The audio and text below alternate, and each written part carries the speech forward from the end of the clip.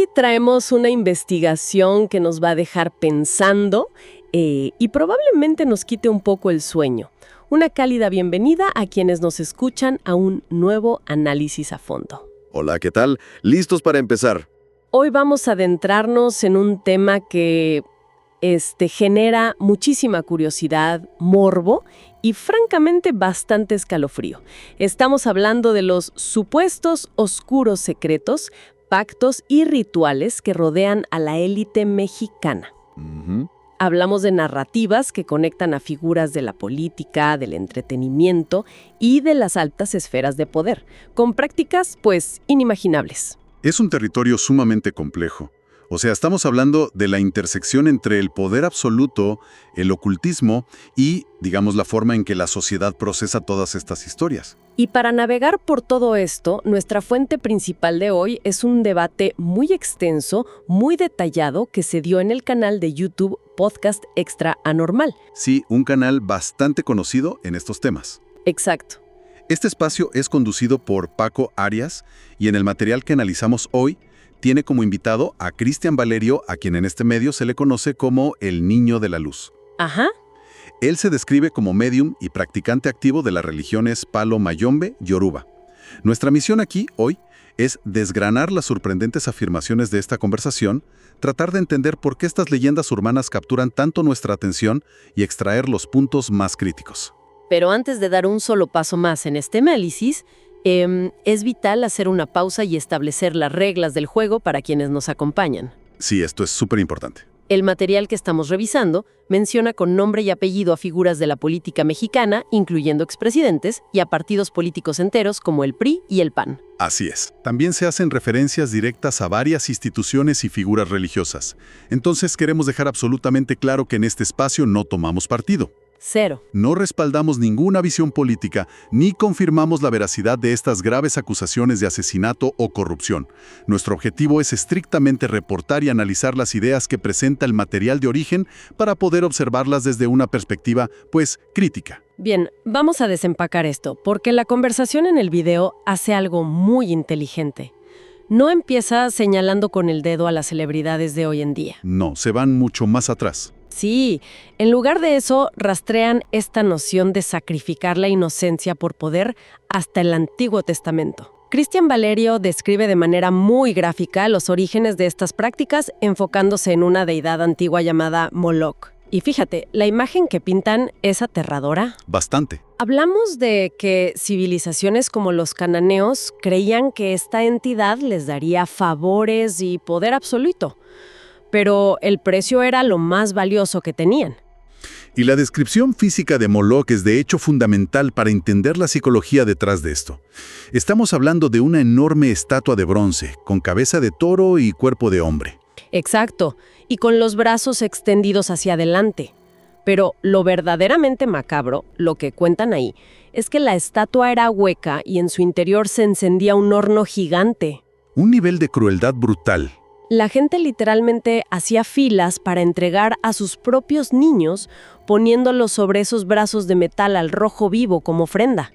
Se menciona que esta figura es condenada múltiples veces en la Biblia, lo que demuestra que esta obsesión humana por intercambiar vidas inocentes a cambio de influencia o riqueza es algo que nos ha perseguido desde siempre. Lo fascinante aquí es cómo se utiliza este contexto histórico para trazar una línea directa hacia el presente. En la plática se mencionan relatos de Sodoma y Gomorra. Ajá. E incluso hacen paralelismos con los sacrificios en las culturas azteca y maya, para establecer una premisa muy clara, que es que el poder absoluto siempre exige el precio más alto. Totalmente. No se trata solo de hacer daño, se trata de destruir la pureza absoluta, que en todas las culturas, digamos, está representado por los niños. El argumento central del video es que los rituales de la élite moderna no son historias nuevas. Son lo mismo. Son exactamente la misma adoración antigua a Moloch, solo que hoy en día los trajes a la medida y las bandas presidenciales han reemplazado las túnicas de los sacerdotes babilónicos. Es una locura pensarlo así, ¿no? Pero tiene sentido dentro de la narrativa que construyen. Y bueno, esa transición hacia el mundo moderno nos lleva directamente a la industria del entretenimiento en México, que es donde el video realmente empieza a soltar nombres. Ahí es donde la cosa se pone tensa. Sí, introducen el caso de un ex actor, Pedro Romero, mejor conocido por su personaje infantil Pistachón. Este hombre afirmó públicamente haber pertenecido a una secta satánica durante 10 años. Un caso muy sonado en su época. Muchísimo. En el material rescatan su testimonio, donde él cuenta que fue llevado junto con otros artistas a viajes extraños, uno al norte de Satélite y otro a Oaxaca. Relata cómo le vendaron los ojos y, bueno, al llegar a un lugar secreto y quitarle la venda, presenció verdaderos horrores relacionados con el abuso y sacrificio de niños. Según él, gran parte de la cúpula artística estaba metida en esto para mantener su fama. Claro, pero aquí es donde la fuente hace un ejercicio de pensamiento crítico muy necesario y lanza una advertencia sobre la desinformación actual. Resulta que el testimonio original de Pistachón ha sido sacado de contexto y manipulado brutalmente con inteligencia artificial en plataformas como TikTok. Uy, sí, hemos visto muchísimos de esos videos. Exactamente. Se han creado videos falsos para involucrar a otras celebridades que no tenían nada que ver con esas declaraciones originales. Sí, de hecho, el invitado del video, Cristian, defiende a capa y espada a la fallecida actriz Carmen Salinas. Precisamente. Se había viralizado de manera falsa que ella era parte de estos cultos oscuros en Oaxaca, pero Cristian Valerio aclara que eso es una distorsión total. Una calumnia, básicamente. ¿Sí? Carmen Salinas asistió a lo que ella pensaba que era un evento religioso normal para dar un testimonio de fe. Es más, en el video la describen como alguien que activamente ayudaba a madres que habían perdido a sus hijos, un dolor que ella misma conocía muy bien. Claro, por la pérdida de su propio hijo. Exacto. Es un gran ejemplo de lo rápido que las redes sociales pueden tomar una tragedia, meterla en una licuadora de algoritmos y escupir una mentira que millones de personas asumen como un hecho comprobado. Aquí es donde se pone realmente interesante, porque, aunque defienden a Carmen Salinas, el invitado menciona a alguien que, según él, nunca ocultó sus afiliaciones oscuras. Hablamos de Irma Serrano, la tigresa. Un personaje sumamente polémico. De acuerdo con la conversación de nuestra fuente, ella se proclamaba abierta y orgullosamente como la sacerdotisa principal de un culto satánico de alto nivel. Cuentan que si entrabas al lobby de su famoso Teatro Frufru en la Ciudad de México, lo primero que te topabas era una estatua enorme de un demonio. Y eso era de dominio público, cualquiera que entrara lo veía. Sí, no era un secreto. Y afirman que ella funcionaba como el enlace directo, o sea, la persona que recibía a gobernadores, candidatos en campaña y hasta presidentes en estas reuniones en la zona de Satélite. Básicamente, la pintan como el puente entre el ocultismo y la silla presidencial. Y la lista de nombres no se detiene ahí, aunque siempre debemos ser cuidadosos al recordar que solo estamos analizando las afirmaciones del video, sin darlas por hecho. Por supuesto. Mencionan a la cantante Tatiana, acusándola de esconder pentagramas y cruces invertidas en sus coreografías infantiles de los años 90. Hablan de Lucía Méndez y supuestos simbolismos extraños en sus bodas. Y tocan un punto muy específico sobre una foto reciente y viral de Belinda. Cierto, la foto de Belinda. En el video argumentan que la imagen fue tomada en una casa religiosa yoruba tradicional y señalan símbolos de la deidad Shango atrás de ella. Y creo que aquí valdría la pena explicar un poco de qué están hablando, porque para mucha gente que nos escucha oír yoruba o palo mayombe suena inmediatamente a película de terror. Y la verdad no necesariamente es así. Es un punto excelente. Hay mucha ignorancia al respecto. El palo mayombe y la religión yoruba, de donde viene la santería, son sistemas de creencias sincréticos con raíces muy profundas en África, específicamente en la cuenca del Congo y Nigeria, y que llegaron a América con la esclavitud. Claro, tienen un trasfondo histórico enorme. Así es. El palo mayombe se centra mucho en el trabajo con los espíritus de los muertos y las fuerzas de la naturaleza. Por otro lado, la religión yoruba se basa en el culto a los orishas, que son deidades que representan diferentes energías. Entiendo. Shango, por ejemplo, que es el que mencionan en la foto, es el orisha del trueno, el fuego y la justicia. El problema es que la cultura popular y a veces narrativas malintencionadas han satanizado estas prácticas, las meten en el mismo saco que los rituales satánicos o la magia negra, cuando antropológicamente son religiones complejas, válidas y estructuradas. Es una distinción súper importante que hace La Fuente. O sea, una cosa es una foto con una representación de una deidad del trueno y otra muy distinta son los crímenes atroces de los que hablan cuando pasan al tema de la política dura. Sí, ahí el tono cambia por completo. Porque si lo del mundo del espectáculo suena fuerte, la anécdota que cuentan sobre la esfera política es directamente perturbadora. Rescatan el testimonio en audio de un hombre que asegura haber sido guardaespaldas del expresidente Carlos Salinas de Gortari. Ese segmento de verdad es particularmente oscuro. Demasiado. En la grabación, este hombre confiesa con una frialdad que te hiela la sangre haber sido satanista durante 18 años y afirma haber asesinado a 42 niños. 42. Es una locura. De entre 1 y 8 años de edad. Todo esto supuestamente con el único propósito de obtener protección y poder dentro de los cárteles de la mafia y las más altas esferas del gobierno. O sea, estamos hablando de un asesino en serie operando bajo la supuesta protección del Estado. Y el detalle que añade La Fuente, que es verdaderamente espeluznante, es lo que catapulta esta historia al nivel de las leyendas urbanas más grandes y oscuras del país. ¿Lo de la empresa? Exacto. Aseguran que tras estos asesinatos, el líquido vital de las víctimas se procesaba, se coagulaba y se enviaba en depósitos industriales gigantes a las instalaciones de una de las empresas transnacionales de refresco de cola más famosas del mundo. ¡Wow! La acusación implícita ahí es que al beber este refresco negro, la población entera estaba participando sin saberlo en un macro ritual para perpetuar el dominio de estas élites. Lo cual, suena a película de ciencia ficción, pero el presentador recuerda anécdotas reales que en su momento alimentaron esta paranoia colectiva. Menciona un escándalo del año 2002, donde un hombre salió en los noticieros locales de México asegurando haber encontrado restos de carne, como una especie de gelatina extraña, dentro de su botella sellada de refresco. Claro. Y si analizamos por qué se elige específicamente una compañía de refrescos tan masiva para esta leyenda, tiene todo el sentido desde una perspectiva sociológica. ¿Por qué lo dices? Porque estas corporaciones transnacionales gigantes representan un poder capitalista intocable, opaco y omnipresente en nuestras vidas. Son el lienzo perfecto para que la sociedad proyecte sus mayores miedos sobre cómo somos consumidos, literal y figurativamente, por el sistema. Y esos miedos a veces explotan en público de formas muy trágicas. En el video traen a la memoria el caso de Gabriela Rico Jiménez allá por 2009. Un caso muy triste, la verdad. Fue una mujer que apareció en aparente crisis psicótica afuera de un hotel de lujo en Monterrey, gritando a todo pulmón frente a las cámaras que la élite mexicana y miembros de la realeza internacional asesinaban y consumían carne humana. Sí, el video le dio la vuelta a internet. En su momento, los medios la tacharon de loca, la internaron y el caso se cerró.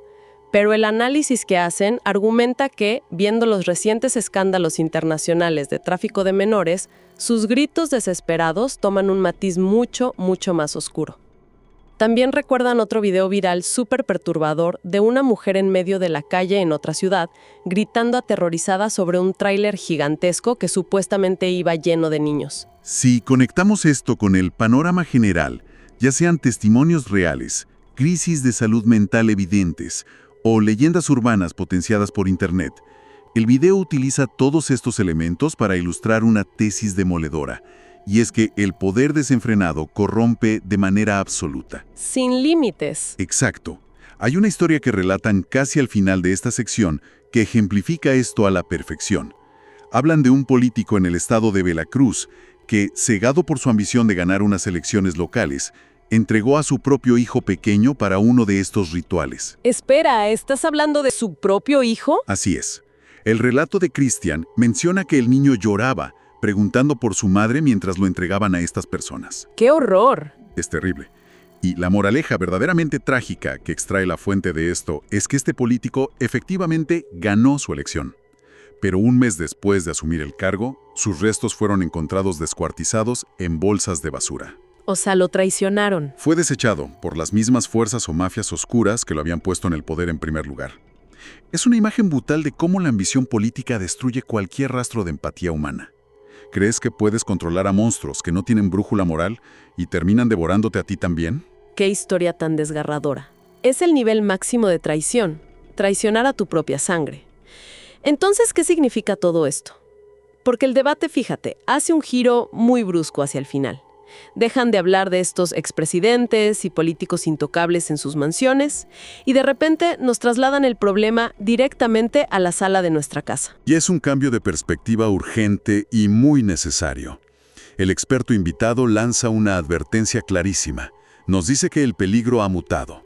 Ya no estamos en la época donde un tipo en una camioneta sin ventana se roba a un niño en la calle.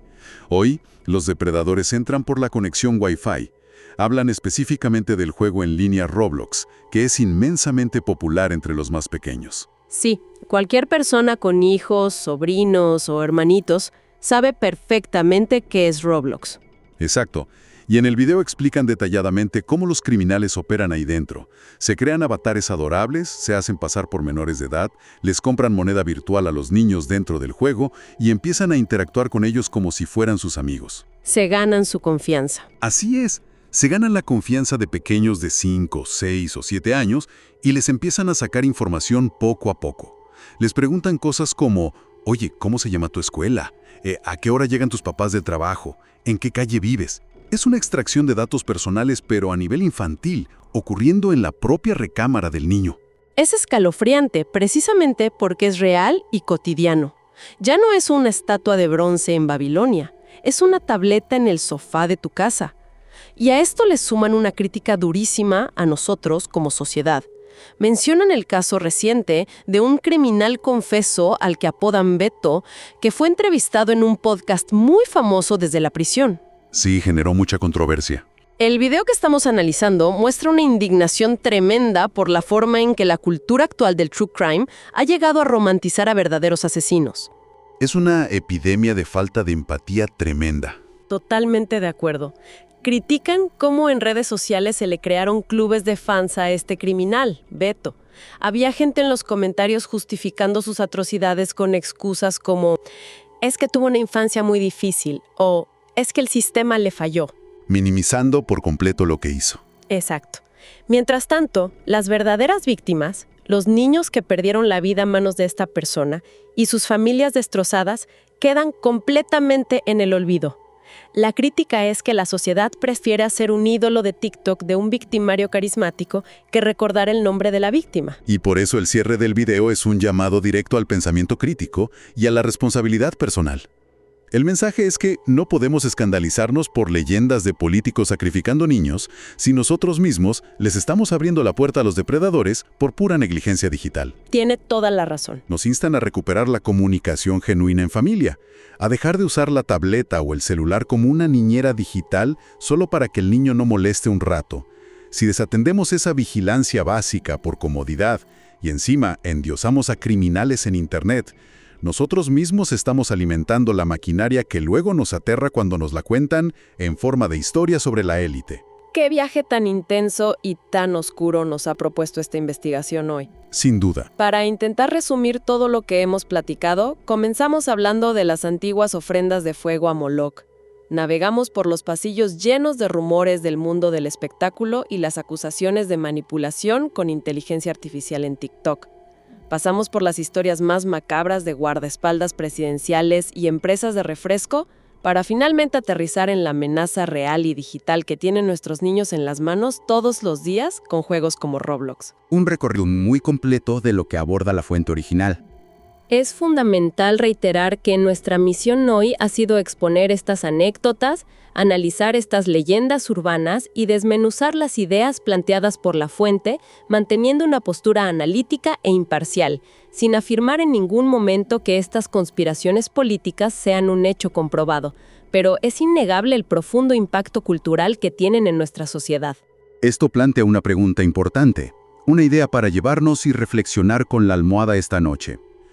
Si estas narrativas aterradoras sobre élites secretas que consumen la inocencia han estado con nosotros desde la antigua Babilonia y simplemente se van actualizando a cada época, pasando de estatuas de bronce a botellas de refresco y luego a videos manipulados en TikTok, es posible que estas historias sean en realidad nuestro mecanismo de defensa psicológico, una forma muy oscura, pero necesaria, que usa nuestra mente colectiva para intentar darle sentido a la abrumadora desigualdad y a la impunidad total de quienes tienen el poder. Es una gran perspectiva. Quizás al imaginar que los políticos y los millonarios son literalmente monstruos adoradores de demonios, nos protegemos de una verdad mucho más aterradora, ¿Cuál sería? que son seres humanos comunes y corrientes, exactamente igual que nosotros, los que diseñan, perpetúan y permiten las peores injusticias de nuestro mundo. Una perspectiva fascinante y bastante dura para concluir nuestro recorrido de hoy.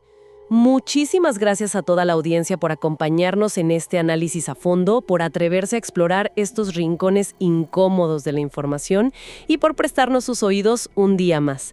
Nos encanta desempacar estos temas de manera conjunta. Que tengan un excelente resto del día, manténganse curiosos y nos encontramos en la próxima investigación.